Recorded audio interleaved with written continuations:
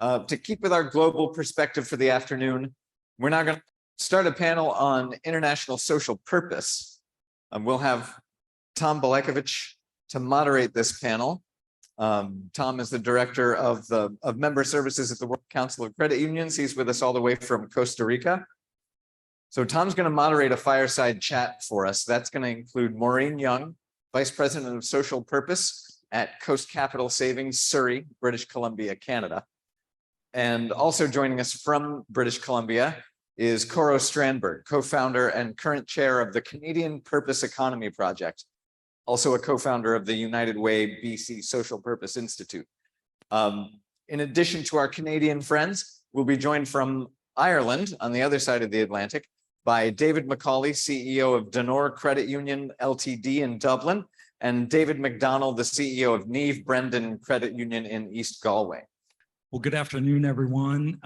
As Patrick noted, I'm Thom Belekevich with the World Council of Credit Unions. And for those of you who might not be familiar with World Council, we are a global trade association of trade associations of the national associations of credit unions in more than 50 countries around the world today. So as part of my work as Director of Member Services at WOCCU, of working with some really amazing individuals that are doing incredible things at credit unions around the world. And I'm happy to have several of them with us today in this panel.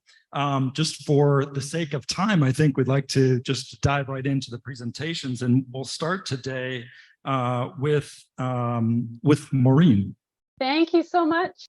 Really delighted to be with you here today. And actually, Coro and I are going to have a little, we're sort of doing our own little fireside chat here. And Coro has got some fabulous sort of context setting slides for us. So I'm going to ask Coro if she can step in and kick off our panel here.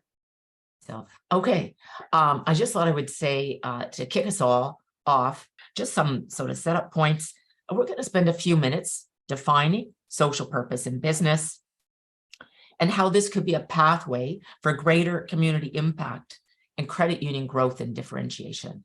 In the breakout that I just listened in on, there was reference by Clearwater Credit Union about how they are using their credit union finance and membership relationships to be a force for good.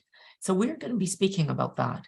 And we are also going to take conversations today about sustainability and ESG, or environment, social, and governance, to another level. So if somebody could turn to the next slide.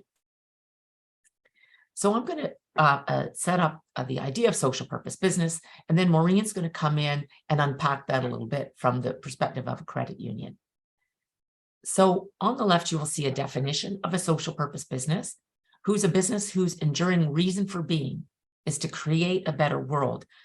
I just want that to sink in. Even though the image here is very compelling, I really want you to spend a minute thinking about what I just said, which is to say the reason for being of an organization, its North Star, it's how it defines its strategic optimal contribution, how it leverages its organization to create value for people and planet. What you see up here is how this works as a virtuous circle. By the more the credit union or an organization grows for good, the more it eliminates its harms, let's say its GHG emissions, the more it scales its benefits. This drives business performance. It attracts members, employees, partners, and investors. It strengthens the operating context for business and enables collaboration, because now that you have a social purpose as your reason to exist, stakeholders want to partner with you. And they're also then your partners and your stakeholders help you improve your innovation, help you reduce costs and risks. So this is an image of a cycle of virtuous value creation by pursuing this idea of your organization adopting a social purpose to create a better world. If you go to the next slide, the very important point to land on here from our presentation today is that your mission is what your organization does. And your vision is where your organization is headed. And your purpose is why your organization exists. So we're sort of separating out, teasing out these different elements of the business architecture. And if you go to the next slide, you'll see what I mean by the business architecture. We hear CEOs and boards who move in this direction say that they really like the focus that purpose brings to their organization. It becomes the focal point for everything else that goes on in your organization, defining your vision, your mission, but it's also a way to align your culture, your strategy, and your branding, values, and metrics. So it really pulls all those pieces together. If you go to the next slide, this is a very quick little orientation to how an organization would uncover its best fit social purpose. And the way you would do that is by looking at what does the world need, even beyond your own communities. What does the world need? And then you would also look at who you are. What are your assets, your resources, your competencies, your influence, your reach, your scale? And when you triangulate the two and do some research on that, consult with your stakeholders around that, then you would be able to center in on how your business could both address what the world needs by having a purpose that leverages who you are and what you uniquely bring. So if you go to the next slide, notably, the United Nations Sustainable Development Goals, which I'm sure most of you have heard about, and if not, you should check out. They become a very invaluable resource for identifying what the world needs, because somebody's already done that research. And these are the global goals that all the countries in the world have endorsed to put humanity and the planet on a sustainable path, right from no poverty, which you can see credit unions can influence that. Number 1, number 11, sustainable cities and communities, another role for credit unions. Credit unions could then take this resource and prioritize those through consultation with its stakeholders to identify its core purpose, its reason for being, to create a better world. If you go to the next slide. So it's important to know that social purpose is unique from other types of corporate purposes in 2 distinct ways. So a corporate social purpose defines a company's reason for being that generates value for its members and its customers for sure, and its employees for sure, but it also extends to generating value for society. And when I go look at purpose statements, I can tell if it's a social purpose, if it's short, if it answers the question, we exist to, and has a verb, and then explains what its purpose is, and if it shows that the organization is intending to create value for society, beyond just values for members, customers, and employees. And then, naturally, a social purpose business harnesses all of the enterprise's capabilities, talents, resources, partnerships, and influence to deliver on its purpose, because now it's its core reason for being. Purpose doesn't sit on the side as a CSR program, corporate social responsibility. It sits on top of ESG. It sits on top of your sustainability investments, because here we're talking about why your organization exists. And once you've defined your why, then you can embed it in everything you do.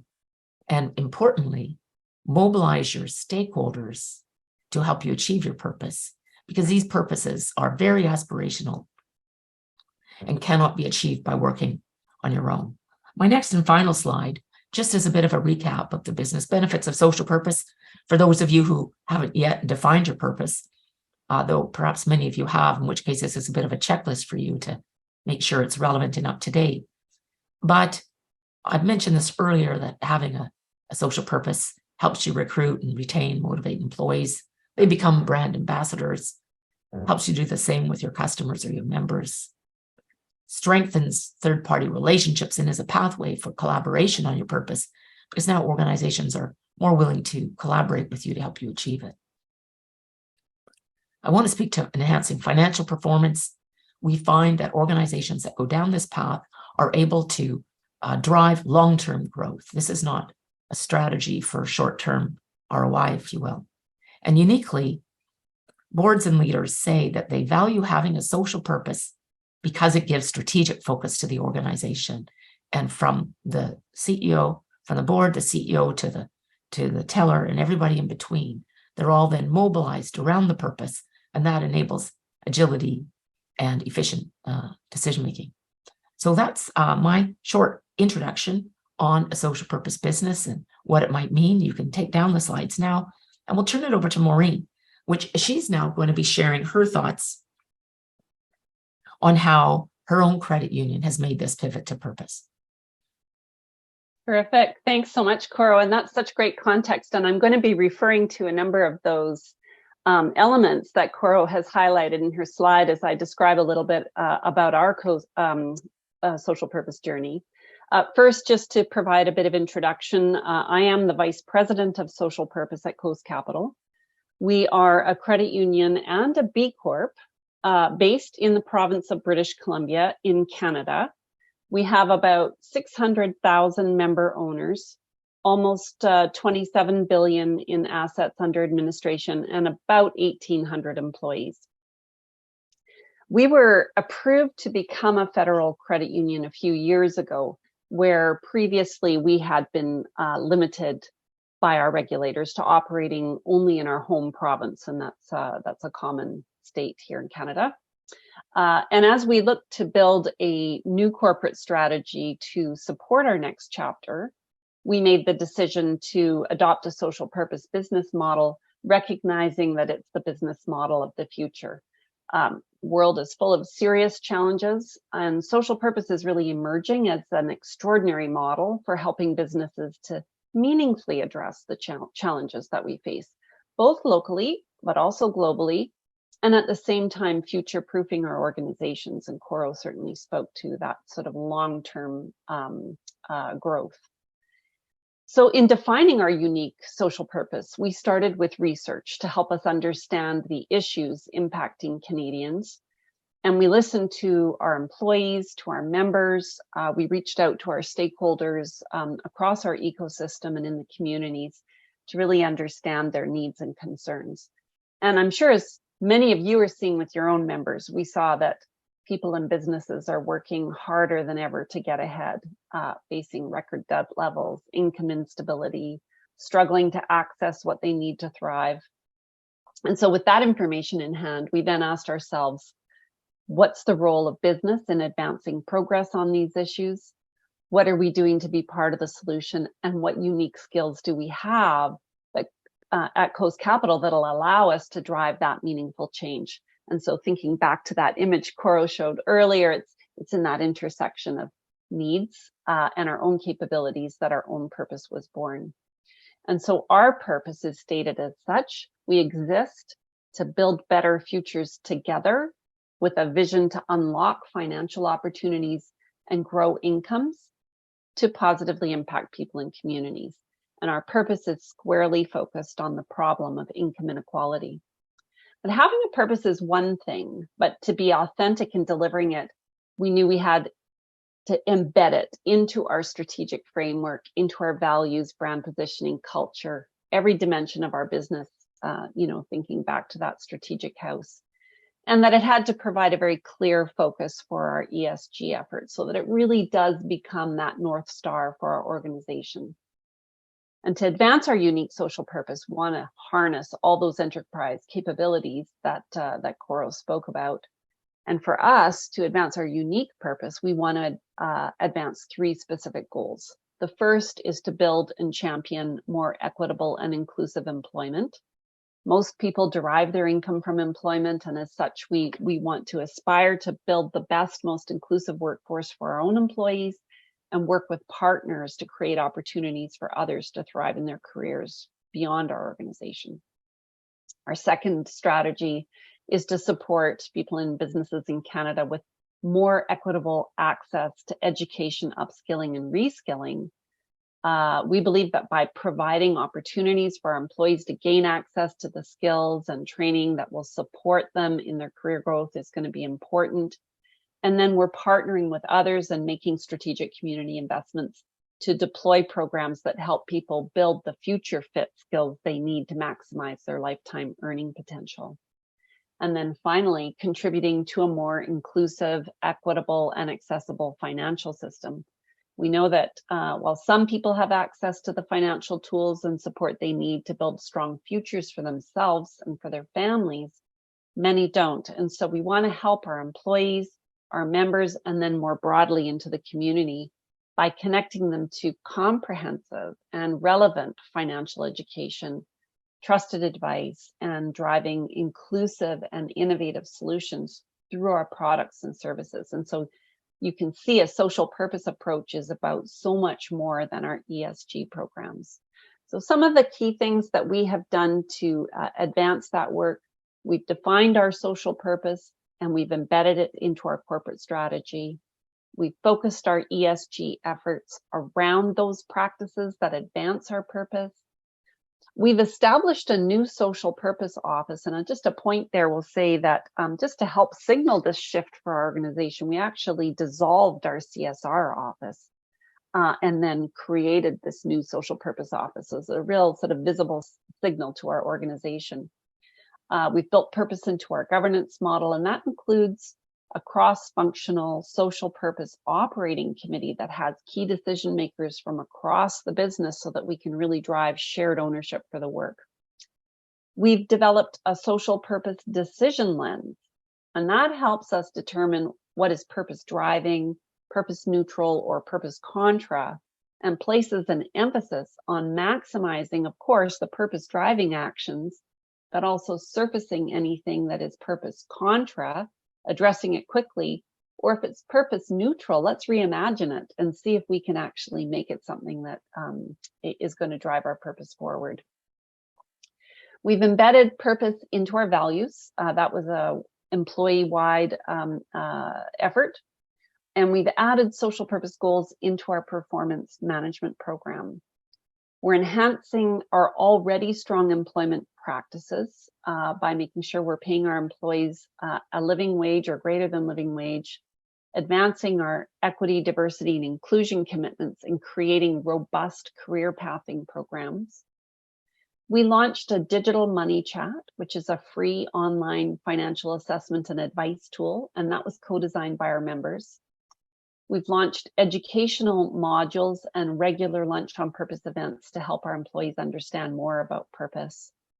I'm almost at the end of my list.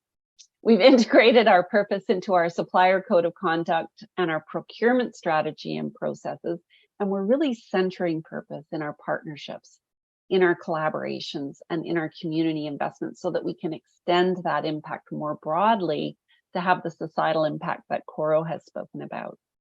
And just this year, we developed quantifiable goals and metrics to validate our work and support us in transparently reporting our purpose progress to all our stakeholders. In the coming months, we're shifting now, turning the page to begin rolling out our very first member offerings. And so we're very, very excited about that. So you can see, I think that bringing purpose to life requires a very intentional and a thoughtful approach and a real investment of time and resources. It also requires a deep commitment to authenticity.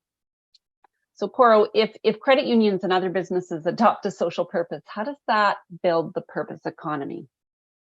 Well, indeed. Here in Canada, we have our sights on creating a purpose economy. And just before I get into that, I do want to double down on what you heard from Maureen, which her credit union adopted a social purpose, then has spent maybe a couple or 3 years embedding it in everything they do, from their governance right the way through to product innovation and everything in between. So we've seen that.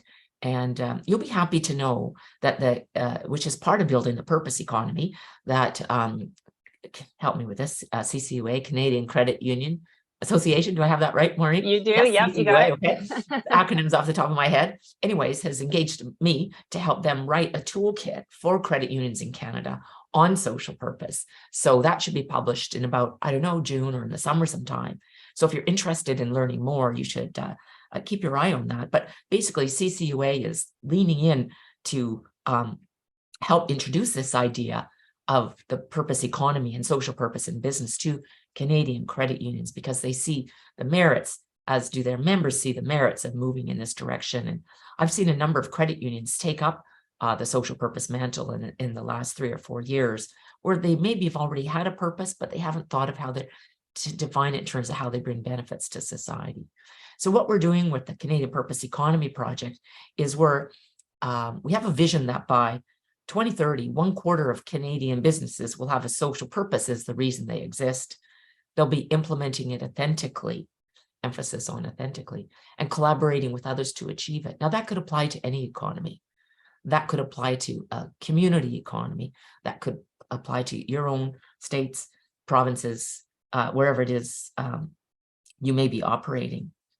And through this vision that we've created, the Canadian Purpose Economy Project is setting up an enabling environment by which social purpose becomes the norm in business. And we've identified 10 levers of change, which fast writers or typers amongst you, you can take note. It's purposeeconomy.ca, purposeeconomy.ca. And with these 10 levers of change, we are looking to amplify social purpose in business. And just quickly, what those are focused on is investors and encouraging investors to consider what is the purpose of their investments relevant to credit unions. We're focused on helping those companies that disclose their ESG to now start disclosing on their purpose. And we're collaborating to provide education to boards of directors on how they can have oversight of the organization's purpose. And we're mobilizing business schools to teach it and associations to start educating their own members about it. So we have a lot on the go, Maureen, and I know you're very much involved in this work. Perhaps you can speak to how Coast is engaging in the purpose economy. Yeah, absolutely. We obviously want to accelerate progress on our own purpose, but to extend the impact, we've also identified, I mentioned earlier, the 3 strategies that we're focused on with respect to our purpose, but we have a 4th strategy, and it is really around growing the purpose economy. Because we know that this is the great opportunity for us to really make a difference in some of the challenges that we're seeing in Canada, but of course around the world. So we're a founding member and a funder of the Canadian Purpose Economy Project. We've signed the call to purpose letter to Canadian CEOs. That is on purposeeconomy.ca if you want to have a look at it. We've got about 80 CEOs so far who've signed. We've convened Canadian credit unions who are all at different stages of their own social purpose journeys to share their purposes, or pardon me, share their purposes, share their experiences and their best practices, but also to, talk through some of the approaches to challenges as a bit of a support network and community of practice. And most recently, we've sponsored the first ever rating of global MBA programs for how they're incorporating purpose into their core curriculum.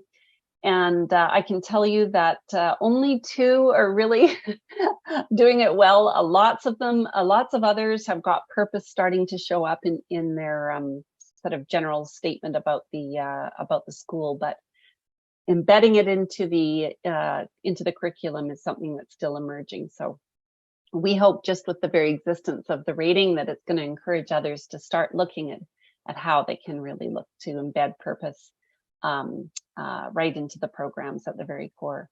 So Coro, any final thoughts?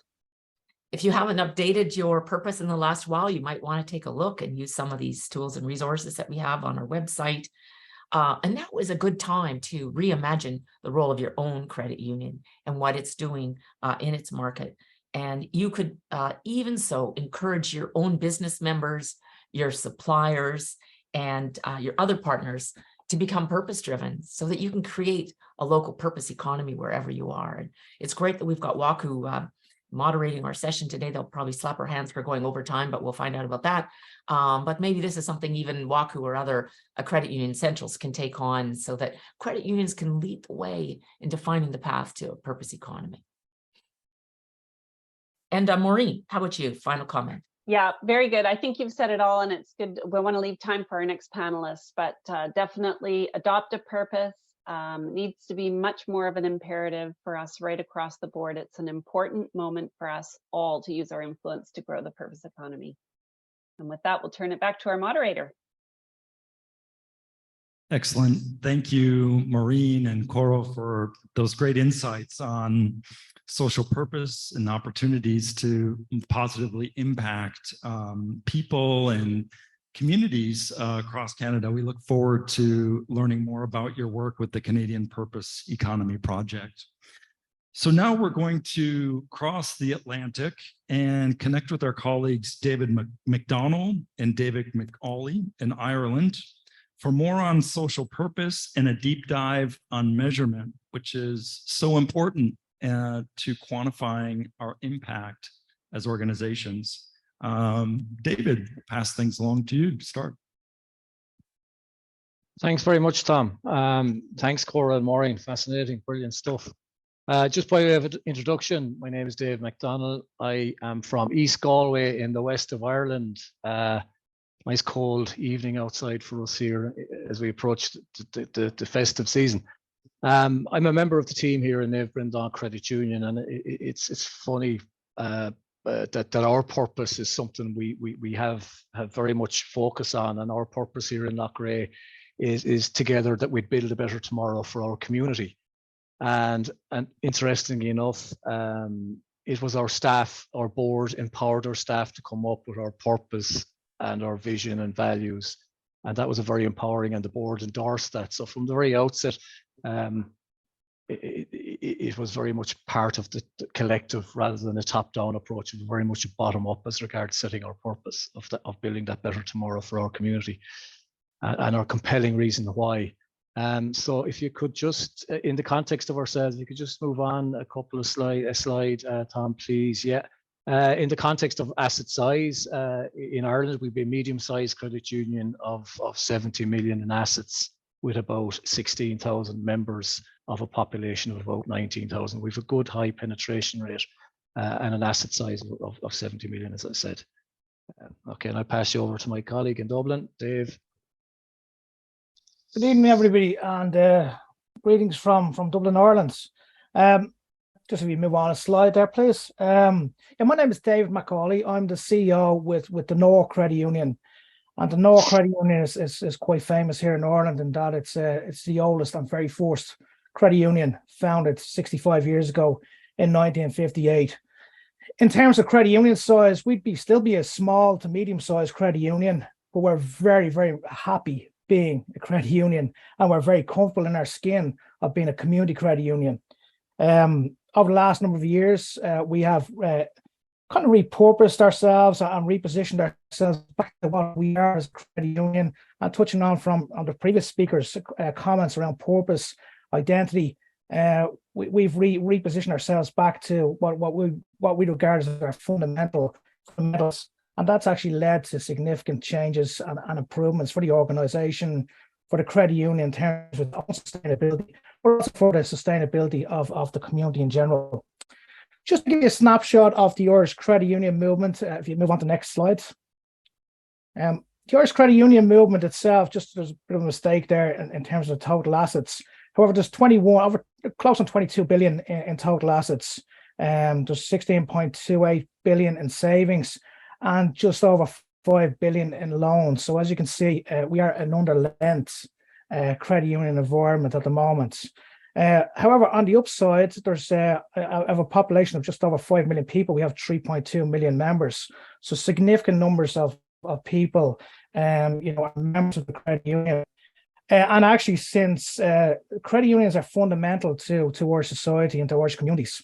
In fact, since 2015, for the 9 years now, from 2015 to 2014, the credit unions in Ireland have been voted the #1 brand in the customer experience index, which has been a fantastic achievement.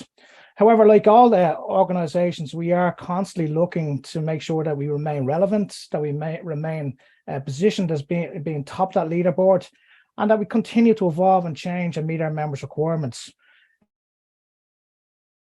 We currently have, although each individual credit union is more or less owned by itself or a small collection of credit unions, we have offices in over 400 locations across the country. And we're also the biggest actually hold the biggest share of the personal lending market. The credit union sector has undergone significant change.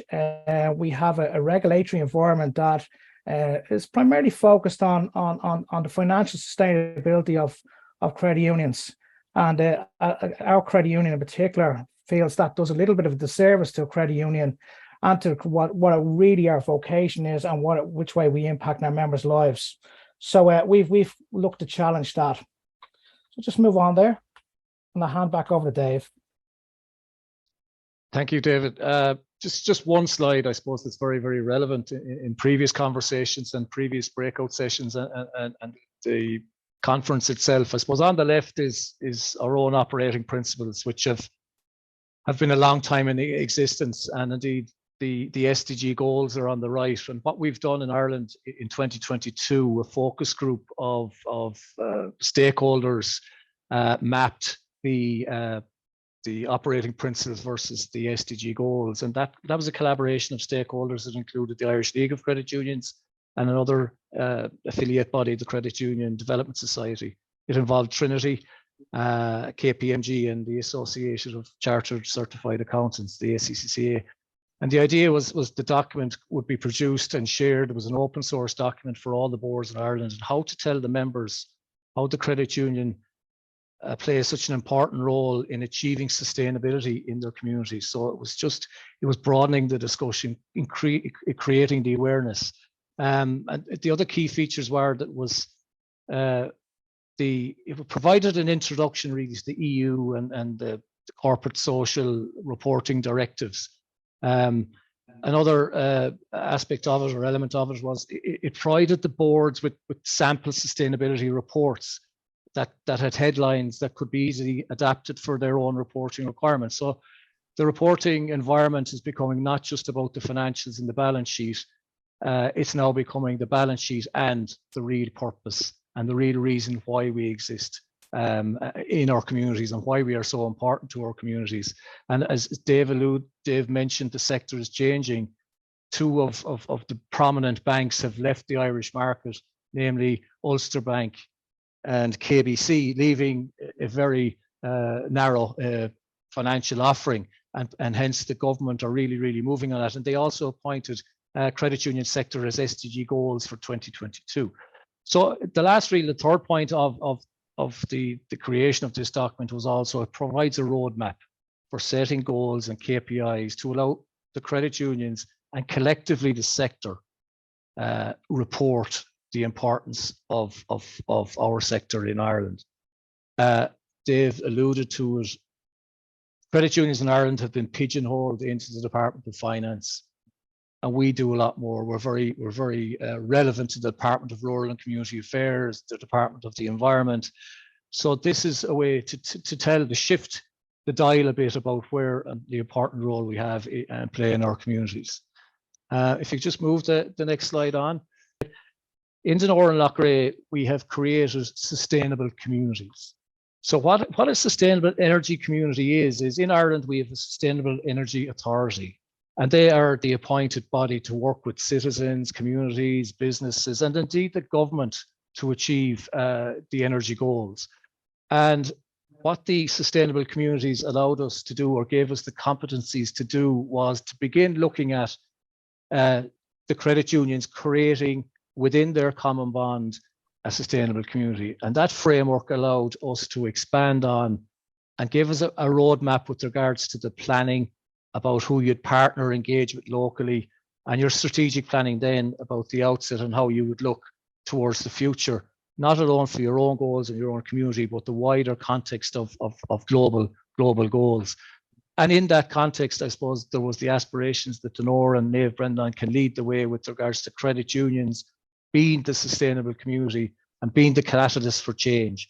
There is no doubt no one institution like the credit unions or that will do it on their own, but certainly credit unions can, leveraging off the trust, leveraging off our position in the communities, can be the catalyst change. The little booklet copy you see over on the left hand side was the most recent Sustainable Energy Plan. That is a 5-year plan that we launched in 2022 here in Loughrea, and that from our energy master plan originally in 2018, we've the baseline spend or carbon usage in our common bond from transport, from residential, and from agriculture, which we've the train. We've used a lot of fossil fuels, so we have the baseline, which was from 2019. So we have the baseline usage, and our ambitions are, and the launch of the Sustainable Energy Plan or 5-year plan was to work with our community, work with our stakeholders, local, regional, and national, and even international, because we hope the likes of today and this conference can be the catalyst to engagement on a national level level wider and create wider connections. So the goal is to measure our energy again in 2030, and all going well, we believe the credit union sector in Dave and Donore and ourselves in Loughrea will have helped journey with regards to reducing our energy usage. Some of the initiatives we have, walking to school buses, we've measured the air quality on the busy times versus the air quality on a Sunday when there's no school. We have kids actually today going out to businesses about where the waste of food is going. So it's energy, but it's the wider impact of other elements of the sustainability piece in our common bonds. So I think I'll hand you back now to Dave. I'm going to pick up on the social piece, but just by way of probably for information for the conference here today, in Ireland, in particular view of Naomh Breandan and Donore Credit Union, is that the credit unions are the ideal vehicles for this fundamental change that's needed. And we think because of our strong presence, our strong identity at a local level, our attachment to our local communities, that we can be very much the drivers of the changes that are needed. In terms of the political environment, Ireland obviously is part of the EU. And the EU has come up with a number of stipulations in terms of what each government and each country must actually achieve in terms of climate energy reduction and waste. With that in mind, the government realises here in Ireland that it itself cannot deliver those changes on the ground, because obviously any government organisation can be quite cumbersome, quite slow moving. And in turn, they can't deliver that change through individuals or local organisations. And maybe the credit union movement here in Ireland can be the catalyst for implementing those changes. We have a presence, as I say, in most of the country. We have branch locations all over the country. We're well trusted by our members. But more importantly, we actually have the governance structures, financial controls, processes and procedures already in place. So we're engaging in what's a very ambitious project here. And we're basically, our two credit unions are leading at the pilot stage of this. From the social basis, we just move on slide there.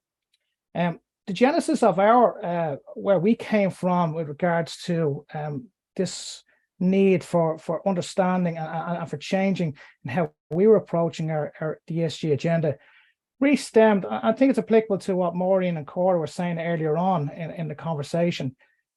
We understood that we had some sort of social impact. However, we'd never actually measured it.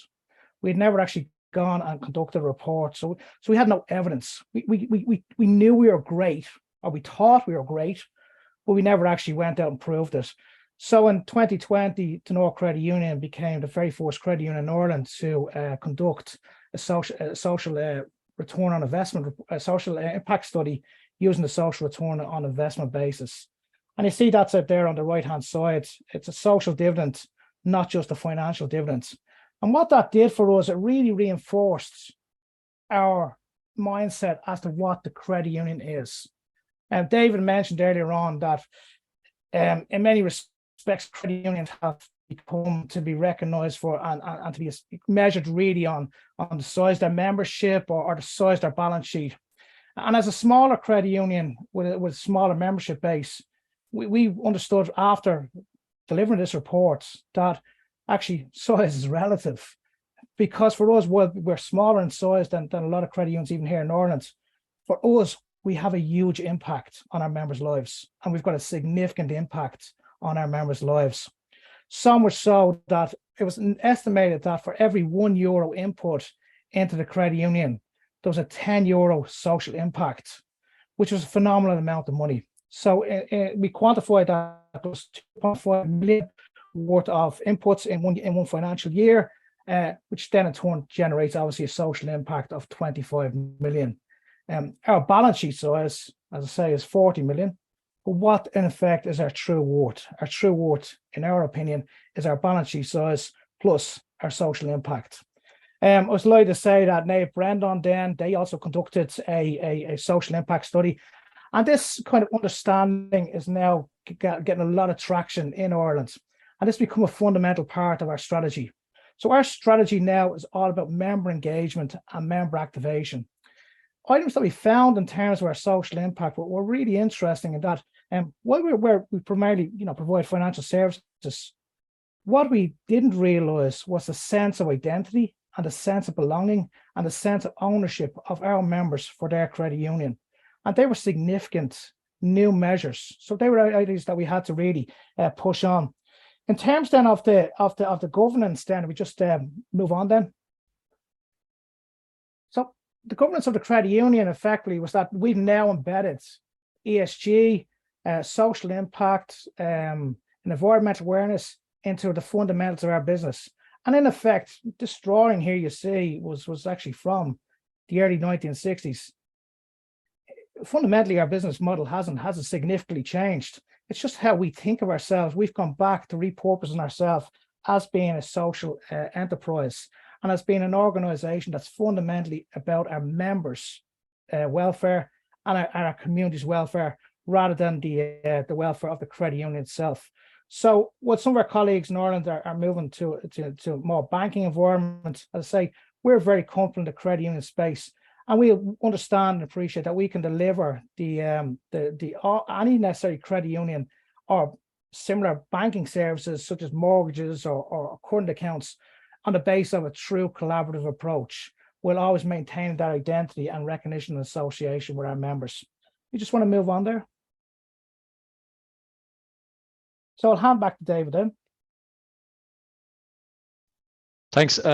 Just the second last slide here, but it just really tells the story, adding another little piece to the jigsaw, two pieces, but the core, the center of everything we do, both credit unions and indeed all credit unions, is members are the core of everything.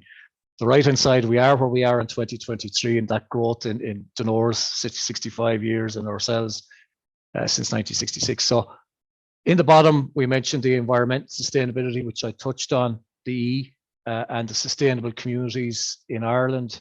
On the left-hand side, I suppose the financial well-being, but also the whole of life or the social impact that Dave touched on.